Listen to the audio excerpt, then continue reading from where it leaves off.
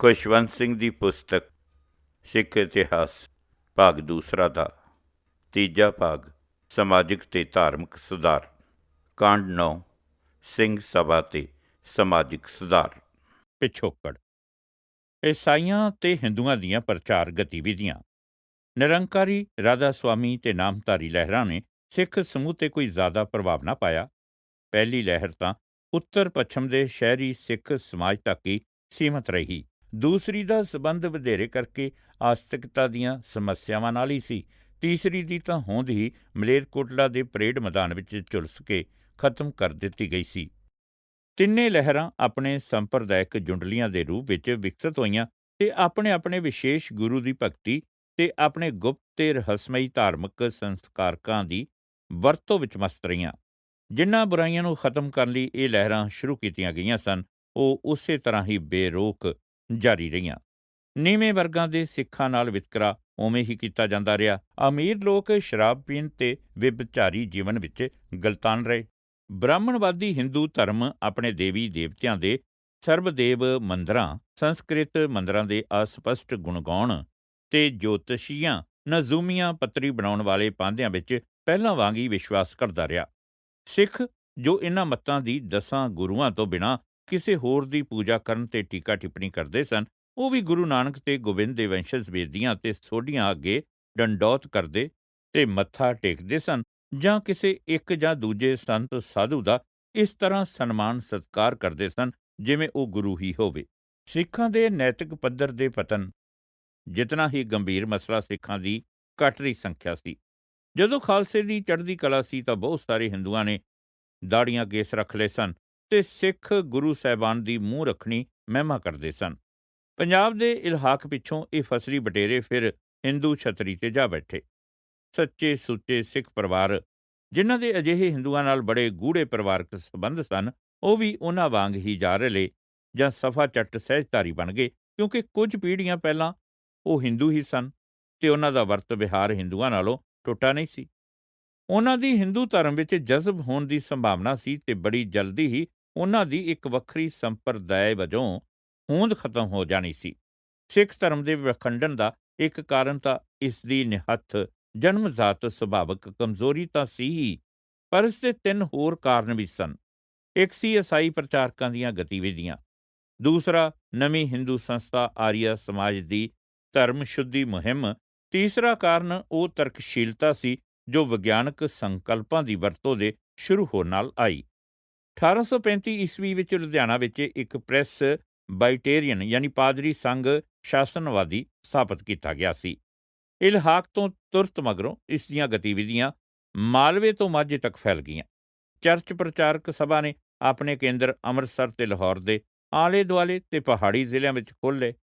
The society for the ਪ੍ਰੋਗਰੇਸ਼ਨ of ਗੋਸਪੈਲ ਯਾਨੀ ਇੰਜੀਲ ਦੇ ਪ੍ਰਚਾਰ ਲਈ ਸਭਾ, ਦੀ ਸਾਲਵੇਸ਼ਨ ਆਰਮੀ ਯਾਨੀ ਮੁਕਤੀ ਸੈਨਾ, ਦੀ ਮੈਥੋਡਿਸਟ ਇੱਕ ਈਸਾਈ ਸੰਪਰਦਾਇ, ਐਪੀਸਕੋਪਾਲੀਅਨ, ਮੋਰੋਵੀਅਨ ਤੇ ਕਈ ਰੋਮਨ ਕੈਥੋਲਿਕ ਧਰਮ ਸੰਘ ਇੱਕ ਦੂਸਰੇ ਨਾਲ ਨਵ ਧਰਮੀਆਂ ਨੂੰ ਆਪਣੇ ਧਰਮ ਛੱਡ ਕੇ ਈਸਾਈ ਬਣਾਉਣ ਲਈ ਮੁਕਾਬਲਾ ਕਰਨ ਲੱਗੇ। ਇਨ੍ਹਾਂ ਈਸਾਈ ਪ੍ਰਚਾਰਕਾਂ ਦੀ ਅੰਗਰੇਜ਼ ਅਧਿਕਾਰੀ ਬੜੀ ਸਰਗਰਮੀ ਨਾਲ ਸਹਾਇਤਾ ਕਰਦੇ ਸਨ। ਮਹਾਰਾਜਾ ਦਲੀਪ ਸਿੰਘ ਦਾ 1853 ਵਿੱਚ ਈਸਾਈ ਬਣ ਜਾਣਾ ਈਸਾਈ ਮਿਸ਼ਨਰੀਆਂ ਦੀ ਪਹਿਲੀ ਪ੍ਰਾਪਤੀ ਸੀ ਤੇ ਸਿੱਖਾਂ ਲਈ ਇੱਕ ਦੁਖਦਾਈ ਸੱਟ ਸੀ। ਉਸੇ ਸਾਲ ਅੰਮ੍ਰਿਤਸਰ ਵਿੱਚ ਇੱਕ ਈਸਾਈ ਮਿਸ਼ਨ ਸਕੂਲ ਖੋਲ੍ਹਿਆ ਗਿਆ। ਨਵ ਧਰਮੀਆਂ ਦੇ ਸੁਭਾਵਕ ਉਤਸ਼ਾਹ ਅਨੁਸਾਰ ਜਲਾਵਤਨ ਮਹਾਰਾਜੇ ਨੇ ਵੀ ਇਸ ਦੀ ਸਹਾਇਤਾ ਤੇ ਸਮਰਥਨ ਦੀ ਪੇਸ਼ਕਸ਼ ਕਰ ਦਿੱਤੀ। ਮਹਾਰਾਜਾ ਦਲੀਪ ਸਿੰਘ ਤੋਂ ਬਿਨਾਂ ਪਹਿਲਾਂ ਧਰਮ ਬਦਲਣ ਵਾਲਿਆਂ ਵਿੱਚ ਜ਼ਿਆਦਾ ਅਛੂਤ ਜਾਤੀਆਂ ਦੇ ਸਿੱਖ ਸਨ। ਥੋੜ੍ਹੇ ਸਮੇਂ ਵਿੱਚ ਈਸਾਈ ਸ਼ਬਦ ਇਤਨਾ ਦੋਸ਼ਪੂਰਨ ਬਣ ਗਿਆ ਕਿ ਇਹ ਚੂੜਾ ਦਾ ਸਮਾਨ ਅਰਥੀ ਬਣ ਗਿਆ, ਜੋ ਪੰਜਾਬੀ ਵਿੱਚ ਆਮ ਅਛੂਤ ਸਫਾਈ ਸੇਵਕਾਂ ਭੰਗੀਆਂ ਲਈ ਵਰਤਿਆ ਜਾਂਦਾ ਹੈ। ਉਸ ਸਮੇਂ ਨਵ ਧਰਮੀਆਂ ਨੂੰ ਅਹਿਸਾਸ ਹੋਇਆ ਕਿ ਨਾ ਤਾਂ ਪਾਦਰੀ ਦੀ ਸਰਪ੍ਰਸਤੀ ਤੇ ਨਾ ਹੀ ਸੋਲਾ ਟੋਪੀ ਦੀ ਦਿਸਦੀ ਸ਼ਾਨ ਉਹਨਾਂ ਤੋਂ ਅਛੂਤ ਪੁਣੇ ਜਾਂ ਭਿੱਟ ਦਾ ਦਾਗ ਮਿਟਾ ਸਕੀ। ਉਸ ਪਿੱਛੋਂ ਨੀਵੀਆਂ ਜਾਤੀਆਂ ਵਿੱਚੋਂ ਧਰਮ ਬਦਲਣ ਵਾਲਿਆਂ ਦੀ ਗਿਣਤੀ ਘਟ ਗਈ। ਈਸਾਈ ਪ੍ਰਚਾਰਕਾਂ ਨੇ ਆਪਣਾ ਧਿਆਨ ਅਮੀਰ ਜੱਟਾਂ ਤੇ ਖੱਤਰੀ ਜ਼ਾਤਾਂ ਵੱਲ ਕੀਤਾ। ਕਈ ਉੱਘੇ ਸਿੱਖ ਪਰਿਵਾਰਾਂ ਨੇ ਈਸਾਈ ਧਰਮ ਅਪਣਾ ਲਿਆ। ਪੜ੍ਹੇ ਲਿਖਿਆਂ ਤੇ ਉੱਚ-ਕੁਲੀਨ ਸਰਦਾਰ ਘਰਾਣਿਆਂ ਦੇ ਧਰਮ ਪਰਿਵਰਤਨ ਨੇ ਸਿੱਖ ਆਗੂਆਂ ਨੂੰ ਆਪਣੇ ਅਛੂਤ ਭਰਾਵਾਂ ਦੇ ਧਰਮ ਛੱਡ ਕੇ ਜਾਣ ਦੇ ਘਾਟੇ ਨਾਲੋਂ ਵਧੇਰੇ ਚਿੰਤਤ ਕਰ ਦਿੱਤਾ। ਪਰੰਤੂ ਈਸਾਈ ਮਿਸ਼ਨਰੀਆਂ ਦੀਆਂ ਗਤੀਵਿਧੀਆਂ ਨਾਲੋਂ ਪੁਨਰ ਜਾਗਰਿਤ ਹਿੰਦੂ ਧਰਮ, ਖਾਸ ਕਰਕੇ ਆਰੀਆ ਸਮਾਜ ਦੀ ਚੁਣੌਤੀ ਜ਼ਿਆਦਾ ਗੰਭੀਰ ਸੀ। ਆਰੀਆ ਸਮਾਜ ਦੀ ਨੀਂਹ ਸਵਾਮੀ ਦਇਆਨੰਦ ਸਰਸਵਤੀ ਨੇ ਰੱਖੀ ਸੀ, ਜਿਸ ਦਾ ਆਦਰਸ਼ ਸੀ ਵੇਦਾਂ ਵੱਲ ਵਾਪਸ ਮੁੜੋ। ਉਸ ਅਨੁਸਾਰ ਵੇਦ ਇੱਕ ਸਰਬ ਸ਼ਕਤੀਮਾਨ ਪਰ ਅਦ੍ਰਿਸ਼ਟ ਪਰਮਾਤਮਾ ਵਿੱਚ ਵਿਸ਼ਵਾਸ ਤੇ ਮਨੁੱਖ ਦੀ ਬਰਾਬਰੀ ਦ੍ਰਿੜ ਕਰਾਉਂਦੇ ਸਨ। ਇਸ ਲਈ ਉਹ ਬੁੱਤ ਪੂਜਾ, ਜ਼ਾਤ ਪਾਤ ਦਾ ਵਿਰੋਧ ਕਰਦਾ ਸੀ। ਦਇਆਨੰਦ ਇੱਕ ਸ਼ਕਤੀਸ਼ਾਲੀ ਵਕਤਾ ਸੀ। ਕੁਝ ਹੀ ਸਾਲਾਂ ਵਿੱਚ ਉਸ ਦੀ ਆਵਾਜ਼ ਭਾਰਤ ਦੇ ਕੋਨੇ-ਕੋਨੇ ਵਿੱਚ ਸੁਣਾਈ ਦੇਣ ਲੱਗੀ। ਉਸ ਦੀ ਬੁੱਤ ਪ੍ਰਸਤੀ ਦੀ ਵਿਰੋਧਤਾ, ਇੱਕ ਸ਼ੀਰਵਾਦ ਤੇ ਬਰਾਬਰੀ ਦੇ ਵਿਚਾਰ ਸਿੱਖਾਂ ਲਈ ਵਿਸ਼ੇਸ਼ ਖਿੱਚ ਰੱਖਦੇ ਸਨ। 1877 ਦੀਆਂ ਗਰਮੀਆਂ ਵਿੱਚ ਦਇਆਨੰਦ ਪੰਜਾਬ ਆਇਆ, ਜਿੱਥੇ ਉਸ ਦਾ ਹਿੰਦੂਆਂ ਤੇ ਸਿੱਖਾਂ ਨੇ ਭਰਵਾਂ ਸਵਾਗਤ ਕੀਤਾ। ਉਸਨੇ ਲਾਹੌਰ ਵਿੱਚ ਆਰੀਆ ਸਮਾਜ ਦੀ ਸ਼ਾਖ ਕਾਇਮ ਕੀਤੀ। ਉਹਦੀ ਗਤੀਵਿਧੀ ਦਾ ਮੁੱਖ ਕਾਰਜ ਧਰਮ ਸ਼ੁੱਧੀ ਸੀ ਤੇ ਉਸਦੇ ਬਹੁਤ ਸਾਰੇ ਹਿੰਦੂ ਸਿੱਖ ਅਨੁਯਾਈ ਬਣ ਗਏ। ਸਨਾਤਨੀ ਸਿੱਖਾਂ ਨੂੰ ਛੇਤੀ ਹੀ ਪਤਾ ਲੱਗ ਗਿਆ ਕਿ ਦਇਆਨੰਦ ਦਾ ਵੇਦਾਂ ਦੀ ਅਭੁੱਲਤਾ ਵਿੱਚ ਵਿਸ਼ਵਾਸ ਉਤਨਾ ਹੀ ਕੱਟੜਤਾ ਭਰਪੂਰ ਹੈ ਜਿਤਨਾ ਮੁਸਲਮਾਨਾਂ ਦਾ ਕੁਰਾਨ ਵਿੱਚ। ਉਹਦੇ ਲਈ ਗ੍ਰੰਥ ਗਾਉਣ ਮਹੱਤਵ ਵਾਲਾ ਸੀ ਤੇ ਸਿੱਖ ਗੁਰੂ ਘੱਟ ਪੜ੍ਹੇ ਲਿਖੇ ਸਨ। ਉਹਨਾਂ ਨੇ ਨਾਨਕ ਨੂੰ ਦੰਭੀ ਆਖਿਆ। ਦਇਆਨੰਦ ਸਿੱਖ ਧਰਮ ਸ਼ਾਸਤਰੀਆਂ ਪ੍ਰਤੀ ਘਿਰਣਾ ਨਾਲ ਵੇਖਦਾ ਸੀ, ਕਿਉਂਕਿ ਉਹ ਸੰਸਕ੍ਰਿਤ ਨਹੀਂ ਜਾਣਦੇ ਸਨ। ਉਸ ਦੀ ਹਰ ਉਸ ਵਿਅਕਤੀ ਲਈ ਮਨ ਭਾਉਂਦੀ ਉਕਤੀ ਮਹਾਮੂਰਖ ਸੀ ਜੋ ਉਸਦੇ ਮਾਪ ਤੇ ਪੂਰਾ ਨਹੀਂ ਉਤਰਦਾ ਸੀ। ਦਇਆਨੰਦ ਨੇ ਸੁਰ ਛੇੜ ਦਿੱਤੀ ਤੇ ਉਹਦੇ ਤੇਜ਼ ਤਰਾਰ ਪ੍ਰਸ਼ੰਸਕਾਂ ਨੇ ਪੈਰਵੀ ਕਰਨੀ ਸ਼ੁਰੂ ਕਰ ਦਿੱਤੀ। ਸਿੱਖਾਂ ਨੇ ਦਇਆਨੰਦ ਵੱਲੋਂ ਮੂੰਹ ਮੋੜ ਲਿਆ। ਇਸ ਦੀ ਥਾਂ ਤੇ ਉਹਨਾਂ ਨੇ ਈਸਾਈਆਂ ਤੇ ਮੁਸਲਮਾਨਾਂ ਨਾਲ ਮਿਲ ਕੇ ਉਸ ਦੀ ਪੁਸਤਕ ਸਤਿਆਰਥ ਪ੍ਰਕਾਸ਼ ਤੇ ਪਾਬੰਦੀ ਲਾਉਣ ਦੀ ਮੰਗ ਕਰ ਦਿੱਤੀ, ਕਿਉਂਕਿ ਇਸ ਪੁਸਤਕ ਵਿੱਚ ਤਿੰਨਾਂ ਹੀ ਧਰਮਾਂ ਦੇ ਪੈਗੰਬਰਾਂ ਦੀ ਨਿੰਦਾ ਕੀਤੀ ਗਈ ਸੀ। ਈਸਾਈ ਪ੍ਰਚਾਰਕਾਂ ਤੇ ਆਰੀਆ ਸਮਾਜੀਆਂ ਦੀਆਂ ਗਤੀਵਿਧੀਆਂ ਤੋਂ ਬਿਨਾਂ ਸੂਬੇ ਵਿੱਚ ਹੋਰ ਤਬਦੀਲੀ ਦੀ ਪੌਣ ਰੁਮਕਣ ਲੱਗੀ। ਬੰਗਾਲੀ ਬੁੱਧੀਜੀਵੀਆਂ ਦੀ ਆਮਦ ਸ਼ੁਰੂ ਹੋ ਗਈ ਤੇ ਉਹ ਰਾਜਾ ਰਾਮ ਮੋਹਨ ਰਾਏ 1771 ਤੋਂ 1833 ਤੇ ਉਦਾਰਵਾਦੀ ਹਿੰਦੂ ਧਰਮ ਤੇ ਬ੍ਰਹਮੋ ਸਮਾਜ ਦਾ ਸੰਦੇਸ਼ ਲੈ ਕੇ ਆਏ। ਉਹਨਾਂ ਨੇ ਆਪਣੀ ਸ਼ਾਖ 1864 ਵਿੱਚ ਲਾਹੌਰ ਵਿੱਚ ਕਾਇਮ ਕੀਤੀ ਤੇ ਉਹਨਾਂ ਨੂੰ ਦਿਆਲ ਸਿੰਘ ਮਜੀਠੀਆ, ਇੱਕ ਉੱਘਾ ਵਿਅਕਤੀ ਮਿਲ ਗਿਆ ਜਿਸ ਨੇ ਉਹਨਾਂ ਦਾ ਧਰਮ ਗ੍ਰਹਿਣ ਕਰ ਲਿਆ। ਉਤਨੇ ਹੀ ਮਹੱਤਵਪੂਰਨ ਤੇ ਪ੍ਰਭਾਵਸ਼ਾਲੀ ਥਿਓਸੋਫਿਸਟਸ ਸਨ, ਜਿਨ੍ਹਾਂ ਵਿੱਚੋਂ ਡਾਕਟਰ ਐਨੀ ਬਸੰਤ ਸਮੇਤ ਬਹੁਤ ਸਾਰਿਆਂ ਨੇ ਪੰਜਾਬ ਵਿੱਚ ਭਾਸ਼ਣ ਦਿੱਤੇ। ਭਾਰਤ ਵਿੱਚ ਤੇ ਹਿੰਦੂ ਧਰਮ ਵਿੱਚ ਜੋ ਦਿਲਚਸਪੀ ਮੈਕਸ ਮੁਲਰ, ਸਰ ਐਡਵਿਨ ਆਰਨਾਲਡ ਤੇ ਡਾਕਟਰ ਮੋਨੀਆਰ ਵਿਲੀਅਮਸ ਦੇ ਗ੍ਰੰਥ ਛਪਣ ਨਾਲ ਪੈਦਾ ਹੋਈ, ਉਹ ਦਿਲਚਸਪੀ ਮਗਰੋਂ ਪੰਜਾਬ ਵਿੱਚ ਵੇਖੀ ਜਾਣ ਲੱਗੀ। ਸਿੱਖ ਇੱਕ ਵਾਰ ਆਪਣੇ ਯੂਰਪੀ ਵਿਆਖਿਆਕਾਰਾਂ ਦੇ ਸੰਬੰਧ ਵਿੱਚ ਬਦਕਿਸਮਤ ਰਹੇ। ਇੱਕ ਜਰਮਨ ਭਾਸ਼ਾ ਵਿਗਿਆਨੀ ਡਾਕਟਰ ਅਰਨਸਟ ਟਰੰਪ ਨੂੰ ਇੰਡੀਆ ਆਫਿਸ ਨੇ ਅੰਗਰੇਜ਼ੀ ਵਿੱਚ ਗ੍ਰੰਥ ਦਾ ਅਨੁਵਾਦ ਕਰਨ ਲਈ ਲਾਇਆ। ਟਰੰਪ ਨੇ ਕੁਝ ਪੰਨਿਆਂ ਦਾ ਅਨੁਵਾਦ ਕਰਨ ਦੀ ਕੋਸ਼ਿਸ਼ ਕੀਤੀ, ਪਰ ਫਿਰ ਕੰਮ ਛੱਡ ਦਿੱਤਾ, ਕਿਉਂਕਿ ਭਾਸ਼ਾ ਸੰਸਕ੍ਰਿਤ ਵਿਆਕਰਨ ਦੇ ਨਿਯਮਾਂ ਅਨੁਸਾਰ ਨਹੀਂ ਸੀ ਤੇ ਸਿੱਖ ਧਰਮ ਸ਼ਾਸਤਰੀਆਂ ਨੇ ਵੀ ਉਸ ਨਾਲ ਸਹਿਯੋਗ ਕਰਨ ਤੋਂ ਇਨਕਾਰ ਕਰ ਦਿੱਤਾ। ਟਰੰਪ ਦੀ ਛੋਟੀ ਰਚਨਾ ਦੇ ਛਪਣ ਨਾਲ ਉਪਰੰਤ ਬਹੁਤ ਨਿਰਾਸ਼ਤਾ ਪੈਦਾ ਹੋਈ। ਉਸ ਦੇ ਪ੍ਰਾਕਥਨ ਵਿੱਚ ਗ੍ਰੰਥ ਦੇ ਮੂਲ ਪਾਠ ਬਾਰੇ ਦੁਰਭਾਵਨਾ ਵਾਲੀਆਂ ਟਿੱਪਣੀਆਂ ਸਨ ਤੇ ਉਸ ਦਾ ਅਨੁਵਾਦ ਗਲਤ, ਨੀਰਸ ਤੇ ਗਦ ਵਰਗਾ ਸੀ। ਪਰ ਇਸ ਵਿੱਚ ਵੀ ਸਿੱਖਾਂ ਤੋਂ ਬਿਨਾਂ ਹੋਰ ਕਿਸ ਦਾ ਕਸੂਰ ਸੀ? ਸਾਹਿਤਕ ਤੇ ਵਿਦਿਅਕ ਲਹਿਰ ਹੌਲੀ-ਹੌਲੀ ਜ਼ੋਰ ਤੇ ਗਤੀ ਫੜ ਗਈ। 1870ਵੇਂ ਤੇ 1880ਵੇਂ ਦੇ ਦਹਾਕਿਆਂ ਵਿੱਚ ਪੰਜਾਬ ਵਿੱਚ ਓਰੀਐਂਟਲ ਕਾਲਜ, ਇੱਕ ਯੂਨੀਵਰਸਿਟੀ ਲਾਇਬ੍ਰੇਰੀ, ਅਜਾਇਬ ਘਰ, ਆਰਟ ਸਕੂਲ, ਸਾਇੰਸ ਸੰਸਥਾ ਤੇ ਇੱਕ ਮੈਡੀਕਲ ਕਾਲਜ ਖੋਲ੍ਹੇ ਗਏ। ਹਿੰਦੂਆਂ ਤੇ ਮੁਸਲਮਾਨਾਂ ਨੇ ਆਪਣੇ ਸਕੂਲ ਤੇ ਕਾਲਜ ਖੋਲ੍ਹੇ, ਸਿੱਖ ਹੀ ਪਿੱਛੇ ਰਹਿ ਗਏ। ਅੰਮ੍ਰਿਤਸਰ ਤੇ ਲਾਹੌਰ ਦੀਆਂ ਸਿੰਘ ਸਭਾਵਾਂ। ਆਰੀਆ ਸਮਾਜ ਦੀ ਸਥਾਪਨਾ ਤੋਂ 4 ਸਾਲ ਪਹਿਲਾਂ ਅੰਮ੍ਰਿਤਸਰ ਦੇ ਜਨ ਸਾਧਾਰਨ ਨੇ ਇੱਕ ਸਭਾ ਬੁਲਾਈ ਸੀ ਤੇ ਇੱਕ ਹਿੰਦੂ ਵਕਤਾ ਦੇ ਸਿੱਖ ਗੁਰੂ ਸਾਹਿਬਾਨ ਵਿਰੁੱਧ ਅਪਮਾਨ ਭਰੇ ਤੇ ਨੀਚ ਸ਼ਬਦ ਵਰਤਨ ਕਰਕੇ ਵਿਰੋਧ ਕੀਤਾ ਸੀ। ਇਹ ਵਿਰੋਧੀ ਜਲਸੇ ਉਸ ਸਭਾ ਵੱਲੋਂ ਕੀਤੇ ਗਏ ਸਨ ਜੋ ਆਪਣੇ ਆਪ ਨੂੰ ਸਿੰਘ ਸਭਾ ਕਹਿੰਦੀ ਸੀ। ਇਸ ਨੂੰ ਅਮੀਰ ਭੱਦਰ ਪੁਰਸ਼ਾਂ ਤੇ ਜਗੀਰਦਾਰਾਂ ਨੇ ਸਨਾਤਨੀ ਸਿੱਖਾਂ ਦਾ ਸਮਰਥਨ ਪ੍ਰਾਪਤ ਕੀਤਾ ਸੀ। ਸਭਾ ਦੇ ਮਨੋਰਥਾਂ ਤੇ ਉਦੇਸ਼ਾਂ ਵਿੱਚ ਗੁਰੂ ਸਾਹਿਬਾਨ ਦੀਆਂ ਸਿੱਖਿਆਵਾਂ ਦਾ ਪੁਨਰ ਪ੍ਰਚਲਨ, ਪੰਜਾਬੀ ਵਿੱਚ ਧਾਰਮਿਕ ਸਾਹਿਤ ਦੀ ਰਚਨਾ ਤੇ ਅਨਪੜ੍ਹਤਾ ਵਿਰੁੱਧ ਮੁਹਿੰਮ ਚਲਾਉਣਾ ਸ਼ਾਮਲ ਸੀ। ਮੋਢੀ ਆਗੂ ਇਹ ਵੀ ਚਾਹੁੰਦੇ ਸਨ ਕਿ ਉੱਚ ਅੰਗਰੇਜ਼ ਅਧਿਕਾਰੀ ਉਹਨਾਂ ਦੀ ਸਹਾਇਤਾ ਕਰਨ ਤੇ ਸਿੰਘ ਸਭਾ ਦੇ ਵਿਦਿਅਕ ਪ੍ਰੋਗਰਾਮਾਂ ਵਿੱਚ ਆਪਣਾ ਸਹਿਯੋਗ ਯਕੀਨੀ ਬਣਾਉਣ।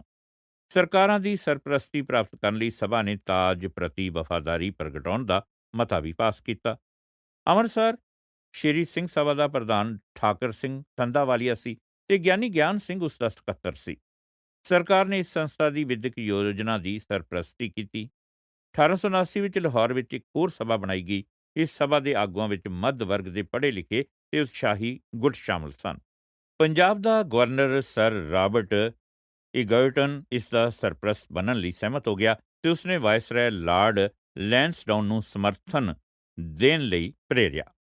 ਲਾਹੌਰ ਸਿੰਘ ਸਭਾ ਨੇ ਕਈ ਸ਼ਹਿਰਾਂ ਵਿੱਚ ਆਪਣੀਆਂ ਸ਼ਾਖਾਵਾਂ ਖੋਲ੍ਹੀਆਂ, ਪਿੰਡਾਂ ਵਿੱਚ ਪ੍ਰਚਾਰਕ ਭੇਜੇ, ਸਿੱਖ ਪਲਟਨਾਂ ਨਾਲ ਸੰਪਰਕ ਕੀਤਾ ਤੇ ਪੰਜਾਬੀ ਵਿੱਚ ਪੱਤਰ ਤੇ ਰਸਾਲੇ ਛਾਪਣੇ ਸ਼ੁਰੂ ਕਰ ਦਿੱਤੇ। 1883 ਵਿੱਚ ਲਾਹੌਰ ਤੇ ਅੰਮ੍ਰਿਤਸਰ ਸਭਾਵਾਂ ਮਿਲ ਗਈਆਂ। ਅੰਮ੍ਰਿਤਸਰ ਸਭਾ ਦੀ ਸਥਾਪਨਾ ਆਰਾਮ ਪ੍ਰਸਤ ਪੁਰਾਤਨ ਵਿਚਾਰਾਂ ਦੇ ਬਾਬਾ ਖੇਮ ਸਿੰਘ ਬੇਦੀ ਵਰਗੇ ਲੋਕਾਂ ਨੇ ਕੀਤੀ ਸੀ, ਜਿਸ ਨੂੰ ਗੁਰੂ ਨਾਨਕ ਦੀ ਅੰਸ਼ ਹੋਣ ਕਾਰਨ ਗੁਰੂ ਵਾਂਗ ਸਤਿਕਾਰ ਕਰਾਉਣ ਦੀ ਆਦਤ ਪਈ ਹੋਈ ਸੀ। ਲਾਹੌਰ ਦੀ ਸਭਾ ਗਰਮ ਖਿਆਲੀ ਲੋਕਾਂ ਦੀ ਸੀ ਤੇ ਉਹ ਗੁਰੂ ਡੰਬ ਦੀ ਸੰਸਥਾ ਦੇ ਵਿਰੁੱਧ ਸੀ। ਦੋਹਾਂ ਧੜਿਆਂ ਦਾ ਗੁਰਦੁਆਰਿਆਂ ਵਿੱਚ ਅਛੂਤਾਂ ਵੱਲੋਂ ਪਾਠ ਪੂਜਾ ਕਰਨ ਦੇ ਸਵਾਲ ਤੇ ਟਕਰਾਅ ਹੋ ਗਿਆ ਤੇ ਪੁਰਾਤਨਵਾਦੀਆਂ ਨੇ ਪੁਜਾਰੀਆਂ ਦਾ ਸਮਰਥਨ ਕੀਤਾ, ਜੋ ਅਛੂਤਾਂ ਨੂੰ ਕੁਝ ਖਾਸ ਸਮਿਆਂ ਤੇ ਅੰਦਰ ਜਾਣ ਦੀ ਆਗਿਆ ਦੇਣ ਦੇ ਤੇ ਉਹਨਾਂ ਵੱਲੋਂ ਕੋਈ ਭੇਟਾ ਲੈ ਕੇ ਆਉਣ ਤੋਂ ਬਿਨਾਂ ਹੱਕ ਵਿੱਚ ਸਨ। ਇਹ ਵਿਵਾਦ ਤਲਖੀ ਵਾਲਾ ਹੋ ਗਿਆ। ਰੂੜੀਵਾਦੀ ਲਹਿਰ ਤੋਂ ਵੱਖ ਹੋ ਗਏ ਤੇ ਫਿਰ ਬਿਲਕੁਲ ਵਿਰੁੱਧ ਹੋ ਗਏ। ਆਰੀਆ ਸਮਾਜ ਦੇ ਤੇਜ਼ੀ ਨਾਲ ਹੋਏ ਵਿਸਥਾਰ ਤੇ ਇਹਦੇ ਬਹੁਤ ਸਾਰੇ ਨੇਤਾਵਾਂ ਦੇ ਸਿੱਖ ਵਿਰੋਧੀ ਝੁਕਾਅ ਨੇ ਸਿੰਘ ਸਭਾ ਲਈ ਇੱਕ ਚੁਣੌਤੀ ਪੈਦਾ ਕਰ ਦਿੱਤੀ।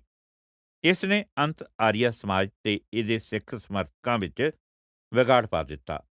ਦੋਵੇਂ ਸਿੰਘ ਸਭਾਵਾਂ ਫਿਰ ਇਕੱਠੀਆਂ ਹੋ ਗਈਆਂ ਤੇ ਉਹਨਾਂ ਨੇ ਆਪਣਾ ਕਾਲਜ ਸ਼ੁਰੂ ਕਰਨ ਦੀਆਂ ਕੋਸ਼ਿਸ਼ਾਂ ਤੇਜ਼ ਕਰ ਦਿੱਤੀਆਂ। ਲਾਹੌਰ ਵਿੱਚ ਹੋਏ ਇੱਕ ਬਹੁਤ ਵੱਡੇ ਇਕੱਠ ਵਿੱਚ ਇੱਕ ਯੋਜਨਾ ਤਿਆਰ ਕੀਤੀ ਗਈ। ਸਵਰਨ ਮੰਦਰ ਵੱਲੋਂ ਹੁਕਮਨਾਮਾ ਜਾਰੀ ਕੀਤਾ ਗਿਆ, ਜਿਸ ਵਿੱਚ ਸਿੱਖਾਂ ਨੂੰ ਕਾਲਜ ਦੀ ਇਮਾਰਤ ਉਸਾਰਨ ਲਈ ਦਸਵੰਧ ਦੇਣ ਲਈ ਕਿਹਾ ਗਿਆ। ਅੰਗਰੇਜ਼ ਸ਼ੁਭ ਚਿੰਤਕਾਂ ਨੇ ਇੰਗਲੈਂਡ ਵਿੱਚ ਧਨ ਇਕੱਠਾ ਕਰਨ ਲਈ ਲੰਦਨ ਵਿੱਚ ਇੱਕ ਕਮੇਟੀ ਦਾ ਗਠਨ ਕੀਤਾ। ਸਿੱਖ ਰਾਜਿਆਂ ਨੇ ਵਾਇਸਰਾਏ ਤੇ ਸੈਨਾਪਤੀ ਦੀ ਪ੍ਰੇਰਣਾ ਨਾਲ ਬੜੀ ਉਦਾਰਤਾ ਨਾਲ ਚੰਦੇ ਦਿੱਤੇ। Anglo Indian civil and military gazette ਨੇ ਇਸ ਕੰਮ ਵਿੱਚ ਸਰਗਰਮੀ ਨਾਲ ਸਹਾਇਤਾ ਕੀਤੀ। ਸਾਰੇ ਪ੍ਰਾਂਤ ਤੋਂ ਧਨ ਆਉਣਾ ਸ਼ੁਰੂ ਹੋ ਗਿਆ। 5 March 1892 lieutenant governor sir James loyal ਨੇ ਅੰਮ੍ਰਿਤਸਰ ਵਿੱਚ ਖਾਲਸਾ ਕਾਲਜ ਦਾ ਨੀਂਹ ਪੱਥਰ ਰੱਖਿਆ। ਇਹ ਜ਼ਰੂਰੀ ਸੀ ਕਿ ਸਿੰਘ ਸਭਾ ਵਰਗੀ ਸੰਸਥਾ, ਜਿਸ ਦੀਆਂ ਬਹੁਪੰਥੀ ਸਰਗਰਮੀਆਂ ਸਨ, ਉਹ ਕੁਝ ਆਪਣੀਆਂ ਨੀਤੀਆਂ ਵੀ ਬਣਾਉਂਦੀ। ਇਸ ਨੇ 1902 ਵਿੱਚ ਚੀਫ ਖਾਲਸਾ ਦੀਵਾਨ ਦੀ ਰਚਨਾ ਨਾਲ ਸਪਸ਼ਟ ਹੋਂਦ ਇਖਤਿਆਰ ਕੀਤੀ ਤੇ ਇਸ ਨੇ ਤਾਜ ਪ੍ਰਤੀ ਵਫਾਦਾਰੀ, ਦੂਸਰੇ ਫਿਰਕਿਆਂ ਦੇ ਟਾਕਰੇ ਤੇ ਸਿੱਖ ਹਿੱਤਾਂ ਦੀ ਰੱਖਿਆ ਕਰਨੀ, ਨੌਕਰੀਆਂ ਖਾਸ ਕਰਕੇ ਸੈਨਾ ਵਿੱਚ ਸਿੱਖਾਂ ਲਈ ਉਚਿਤ ਪ੍ਰਤੀਨਿਧਤਾ ਦੇ ਸੰਘਰਸ਼ ਕਰਨ ਦੀ ਪ੍ਰਤਿੱਗਿਆ ਕੀਤੀ। ਆਰੰਭ ਤੋਂ ਇਸ ਦਾ ਅਤਿਅੰਤ ਪ੍ਰਭਾਵਸ਼ਾਲੀ ਨੇਤਾ ਸੁੰਦਰ ਸਿੰਘ ਮਜੀਠੀਆ ਸੀ। ਸਿੰਘ ਸਭਾ ਲਹਿਰ ਦਾ ਸਭ ਤੋਂ ਮਹੱਤਵਪੂਰਨ ਪੱਖ ਇਸ ਦਾ ਸਿੱਖਿਆ ਤੇ ਸਾਹਿਤ ਪ੍ਰਤੀ ਕਾਰਜ ਸੀ। 1908 ਤੋਂ ਮਗਰੋਂ ਹਰ ਸਾਲ ਸਿੱਖ ਸਮਾਜ ਦੀ ਵਿਦਿਅਕ ਪ੍ਰਗਤੀ ਦਾ ਜਾਇਜ਼ਾ ਲੈਣ ਲਈ ਤੇ ਹੋਰ ਸਕੂਲ ਖੋਲ੍ਹਣ ਲਈ ਵਿਦਿਅਕ ਕਾਨਫਰੰਸ ਬੁਲਾਈ ਜਾਣ ਲੱਗੀ। ਇਹਨਾਂ ਖਾਲਸਾ ਸਕੂਲਾਂ ਵਿੱਚ ਗੁਰਮੁਖੀ ਤੇ ਸਿੱਖ ਧਾਰਮਿਕ ਗ੍ਰੰਥਾਂ ਦੀ ਪੜ੍ਹਾਈ ਲਾਜ਼ਮੀ ਹੁੰਦੀ ਸੀ। ਸਿੱਖਿਆ ਵਿੱਚ ਹੋਏ ਵਾਧੇ ਨੇ ਕਿਤਾਬਾਂ, ਰਿਸਾਲਿਆਂ, ਕਿਤਾਬਚਿਆਂ ਤੇ ਅਖਬਾਰਾਂ ਦੀ ਛਪਾਈ ਨੂੰ ਪ੍ਰੇਰਨਾ ਦਿੱਤੀ। ਪੰਜਾਬੀ ਪੱਤਰਕਾਰੀ ਵਿੱਚ ਪਹਿਲਾ ਉਦਮ ਹਫ਼ਤਾਵਾਰ ਖਾਲਸਾ ਅਖਬਾਰ ਸੀ। 1899 ਵਿੱਚ ਖਾਲਸਾ ਸਮਾਚਾਰ ਕੱਢਣਾ ਸ਼ੁਰੂ ਕੀਤਾ ਗਿਆ ਤੇ ਇਹ ਛੇਤੀ ਹੀ ਸਿੱਖ ਬਰਾਦਰੀ ਦਾ ਉੱਘਾ ਤੇ ਮੋਹਰੀ ਅਧਿਆਤਮਕ ਰਸਾਲਾ ਬਣ ਗਿਆ। ਭਾਈ ਵੀਰ ਸਿੰਘ ਦੀ ਸੰਪਾਦਕੀ ਸਮੇਂ ਇਸ ਦੀ ਵਿਕਰੀ ਵਿੱਚ ਬਹੁਤ ਵਾਧਾ ਹੋਇਆ ਤੇ ਉਹ ਆਪ ਇੱਕ ਉੱਘਾ ਨਾਵਲਕਾਰ, ਕਵੀ ਤੇ ਧਾਰਮਿਕ ਲਿਖਤਾਂ ਦਾ ਵਿਆਖਿਆਕਾਰ ਬਣ ਗਿਆ। ਵੀਰ ਸਿੰਘ ਨੇ ਖਾਲਸਾ ਟਰੱਸਟ ਸੁਸਾਇਟੀ ਆਰੰਭ ਕੀਤੀ ਤੇ ਸਿੱਖ ਇਤਿਹਾਸ ਤੇ ਧਰਮ ਦੇ ਵੱਖ-ਵੱਖ ਪੱਖਾਂ ਤੇ ਸਾਹਿਤ ਛਾਪਿਆ। ਗੁਰਮੁਖੀ ਤੇ ਅੰਗਰੇਜ਼ੀ ਵਿੱਚ ਸਿੱਖ ਧਰਮ ਬਾਰੇ ਛਾਪੀਆਂ ਗਈਆਂ ਪੁਸਤਕਾਂ ਦਾ ਹੜ੍ਹ ਆ ਗਿਆ। ਗੁਰਮੁਖੀ ਵਿੱਚ ਗਿਆਨੀ ਗਿਆਨ ਸਿੰਘ ਦਾ ਪੰਥ ਪ੍ਰਕਾਸ਼ ਤੇ ਤਵਾਰੀਖ ਗੁਰੂ ਖਾਲਸਾ ਅਤੇ ਕਾਹਨ ਸਿੰਘ ਦਾ ਵੱਡ ਆਕਾਰੀ ਗੁਰ ਸ਼ਬਦ ਰਤਨਾਕਾਰ ਮਹਾਨ ਕੋਸ਼ ਸਦੀਵੀ ਮਹੱਤਾ ਵਾਲੇ ਗ੍ਰੰਥ ਸਨ। ਐਮ.ਏ. ਮੈਕਾਲਫ ਦਾ ਸਿੱਖ ਗੁਰੂ ਸਾਹਿਬਾਨ ਦੇ ਜੀਵਨ ਤੇ ਸਿੱਖਿਆਵਾਂ ਬਾਰੇ ਗ੍ਰੰਥ ਵੀ ਇਸ ਸਮੇਂ ਹੀ ਛਾਪਿਆ ਗਿਆ। ਸਿੰਘ ਸਭਾ ਲਹਿਰ ਨੇ ਨਾ ਸਿਰਫ ਸਿੱਖਾਂ ਤੇ ਹਿੰਦੂਆਂ ਵਿੱਚ ਮੁੜ ਰਲ ਜਾਣ ਨੂੰ ਠੱਲ ਪਾਈ, ਸਗੋਂ ਹਿੰਦੂਆਂ ਵਿੱਚ ਵੀ ਧਰਮ ਬਦਲਣ ਦੀ ਲਹਿਰ ਚਲਾ ਕੇ ਮੋੜਵੀਂ ਕਾਰਵਾਈ ਕੀਤੀ। ਉੱਤਰੀ ਤੇ ਪੱਛਮੀ ਪੰਜਾਬ ਤੇ ਸਿੰਧ ਦੇ ਹਿੰਦੂਆਂ ਦੀ ਭਾਰੀ ਗਿਣਤੀ ਸਹਿਜਧਾਰੀ ਸਿੱਖ ਬਣ ਗਈ ਤੇ ਸਹਿਜਧਾਰੀ ਸਿੱਖ ਖਾਲਸਾ ਬਣੇ। ਆਰੀਆ ਸਮਾਜ ਦੇ ਉਭਾਰ ਤੇ ਵਿਸਥਾਰ ਨੇ ਪੰਜਾਬ ਵਿੱਚ ਹਿੰਦੂ ਸਿੱਖ ਸੰਬੰਧਾਂ ਤੇ ਪੰਜਾਬ ਵਿੱਚ ਅੰਗਰੇਜ਼ ਵਿਰੋਧੀ ਰਾਜਸੀ ਲਹਿਰ ਦੇ ਆਕਾਰ ਤੇ ਝੁਕਾਅ ਉੱਪਰ ਵੀ ਪ੍ਰਭਾਵ ਪਾਇਆ। ਸਿੱਖਾਂ ਨੇ ਆਰੀਆ ਸਮਾਜੀ ਦੀ ਸ਼ੁੱਧੀ ਮੁਹਿੰਮ ਦਾ ਸਖਤ ਵਿਰੋਧ ਕੀਤਾ। ਜਿਤਨਾ ਜ਼ਿਆਦਾ ਸਮਾਜ ਦਾਅਵਾ ਕਰਦੇ ਕਿ ਸਿੱਖ ਹਿੰਦੂ ਧਰਮ ਦਾ ਹੀ ਇੱਕ ਮੱਤ ਹੈ, ਸਿੱਖ ਉਤਨਾ ਹੀ ਇਸ ਗੱਲ ਤੇ ਜ਼ੋਰ ਦਿੰਦੇ ਕਿ ਉਹ ਵੱਖਰੇ ਹਨ। ਇਸ ਕਰਮ ਤੇ ਪ੍ਰਤੀਕਰਮ ਨੇ ਹਿੰਦੂ ਸਿੱਖਾਂ ਤੇ ਨਿਕਟ ਸਮਾਜਿਕ ਸੰਬੰਧਾਂ ਵਿੱਚ ਤਰੇੜ ਪਾ ਦਿੱਤੀ। ਇਸ ਦਾ ਪ੍ਰਗਟਾਵਾ ਉਸ ਸਮੇਂ ਦੇ ਨਾਭਾ ਦੇ ਮੁੱਖ ਮੰਤਰੀ ਵਿਦਵਾਨ ਕਾਹਨ ਸਿੰਘ ਦੀ ਰਚਨਾ ਹਮ ਹਿੰਦੂ ਨਹੀਂ ਹੈ ਵਿੱਚ ਹੋਇਆ। ਭਾਵੇਂ ਸਿੰਘ ਸਭਾ ਲਹਿਰ 1920 ਈਸਵੀ ਵਿੱਚ ਖਤਮ ਹੋ ਗਈ, ਪਰੰਤੂ ਹਿੰਦੂ ਧਰਮ ਪ੍ਰਤੀ ਇਸ ਦਾ ਰੱਖਿਆਤਮਕ ਵਤੀਰਾ ਇੱਕ ਸਦੀਮੀ ਵਿਰਸਾ ਬਣ ਗਿਆ।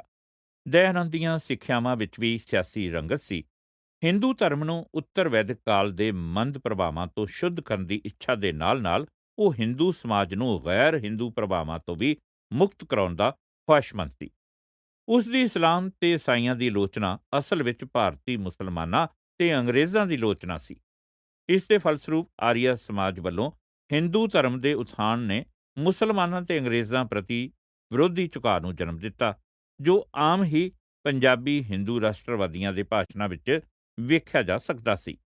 ਜਿਨ੍ਹਾਂ ਵਿੱਚੋਂ ਵਧੇਰੇ ਆਰੀਆ ਸਮਾਜੀ ਸਨ, ਜਿਵੇਂ ਲਾਜਪਤ ਰਾਏ, ਅਜੀਤ ਸਿੰਘ, ਹੰਸਰਾਜ ਤੇ ਬਹੁਤ ਸਾਰੇ ਪੰਜਾਬੀ ਹਿੰਦੂ ਆਤੰਕਵਾਦੀ। ਭਾਰਤੀ ਰਾਸ਼ਟਰੀ ਕਾਂਗਰਸ ਵਿੱਚ ਆਰੀਆ ਸਮਾਜੀਆਂ ਦੇ ਗਲਬੇ ਨੇ ਆਜ਼ਾਦੀ ਲਹਿਰ ਨੂੰ ਹਿੰਦੂ ਪੁਨਰ ਉਥਾਨ ਦਾ ਇੱਕ ਅੰਸ਼ ਬਣਾ ਦਿੱਤਾ ਤੇ ਇਹੋ ਸਿੱਖਾਂ ਤੇ ਮੁਸਲਮਾਨਾਂ ਦੇ ਵੱਖਰੇ ਰਹਿਣ ਦਾ ਵੱਡਾ ਕਾਰਨ ਸੀ। ਬਾਕੀ ਅਗਲੇ ਹਿੱਸੇ ਵਿੱਚ।